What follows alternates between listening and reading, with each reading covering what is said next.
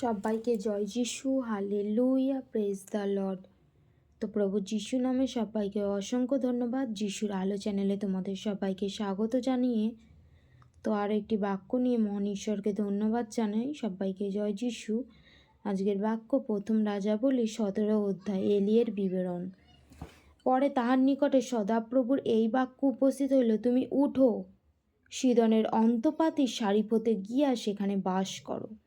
বলছে সেই এলিয়ের সামনে কি সদাপ্রভুর বাক্য উপস্থিত হইল যে তুমি উঠো, সিদনের অন্তপাতী সারিফতে গিয়ে সেখানে কি প্রভু যিশু তাকে বাস করতে বললেন। দেখো, আমি তথায় এক বিধবাকে তোমার খাদ্য যোগাইবার আজ্ঞা দিয়াছি। ঈশ্বরের বাক্য বলছে যে সেই বিধবাকে কি ঈশ্বর খাদ্য দ্রব্য যোগাইবার জন্য কি আজ্ঞা দিয়েছে ঈশ্বর সেই বিধবাকে, এলিয়ের খাবার। তখন তিনি উঠিয়া সারিফতে যাত্রা করিলেন, আর যখন সেই নগরের দ্বারে উপস্থিত হইলেন, সেই স্থানে এক বিধবা কাষ্ঠ কুড়াইতেছে।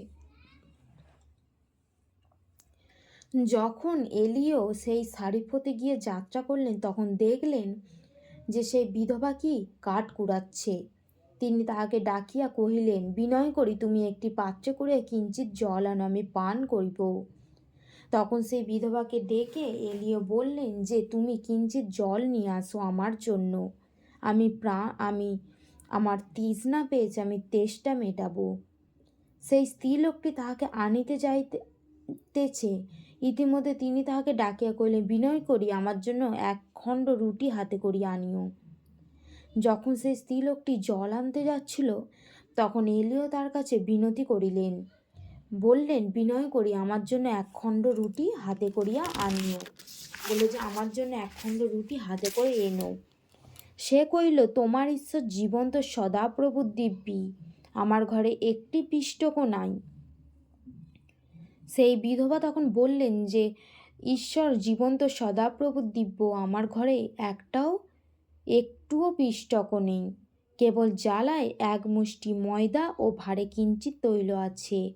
আর দেখো, আমি খান্দুই কাষ্ঠ কুড়াইতেছি, তাহা লইয়া গিয়া আমার ও আমার ছেলেটির জন্য উহা পাক করিব, পরে আমরা তাহা খাইয়া মরিব। বলছে কি যে আমার ঘরে জীবন্ত সদাপ্রভু দিব্যি, আমার ঘরে একটি পিষ্টকও নাই, কেবল জ্বালায় এক মুঠো ময়দা আর ভাঁড়ে এক কিঞ্চিৎ তেল আছে। আমরা দুটো কাঠ কুড়াচ্ছি, তারপরে গিয়ে আমি ও আমার ছেলেটি ওইটা পাক করব, পরে আমরা ওইটা খেয়েই মারা যাব। এলিও তাহাকে কহিলেন, ভয় করিও না, যাহা বলিলে তাহা করো, কিন্তু প্রথমে তাহা হইতে আমার জন্য একটি ক্ষুদ্র পিষ্টক প্রস্তুত করিয়া আনো, পরে আপনারও ছেলেটির জন্য প্রস্তুত করিও। বলছি এলিও তখন বললেন যে ভয় করিও না, আমার জন্য ওই থাকতেই একটা ছোট পিষ্টক আনো, তারপর নিজের ছেলের জন্য প্রস্তুত করো।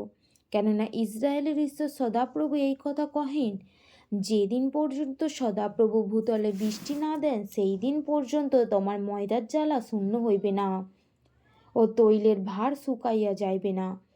বলছে সদাপ্রভু এই কথা বলেন, যেদিন পর্যন্ত ভূতলে বৃষ্টি না দেন, যেদিন পর্যন্ত কি বৃষ্টি না হয়, সেই দিন পর্যন্ত তোমার ময়দার জ্বালা শূন্য হইবে না, তেলের ভার কি শুকিয়ে যাবে না। তাহাতে সে গিয়া এলিয়ের বাক্যানুসারে করিল। আর সে এলিও এবং সেই স্ত্রীলোকের পরিজন অনেক দিন পর্যন্ত ভোজন করিল। তখন সেই এলিয়ের কথানুসারে যখন সেই স্ত্রীলোক অনেক দিন পর্যন্ত কি ভোজন করল, সদাপ্রভু এলিয়ের দ্বারা যে বাক্য বলিয়াছিলেন, তদনুসারে ওই ময়দার জ্বালা শূন্য হইবে না, তৈলের ভারও শুকাইবে না। তো ঈশ্বর এতটাই মহান যে বিধবার ঘরে এতটাই ময়দায় পরিপূর্ণ এবং তেলে পরিপূর্ণ করেছেন যে কি সেই ভার কখনো শুকিয়ে যাবে না, আর ময়দার জ্বালাও কি কখনো শূন্য হইবে না। তো ঈশ্বর অলৌকিক কার্যকারী। তো ঈশ্বরের বাক্য এতটাই। সবাইকে জয় যিশু, hallelujah, praise the Lord, amen.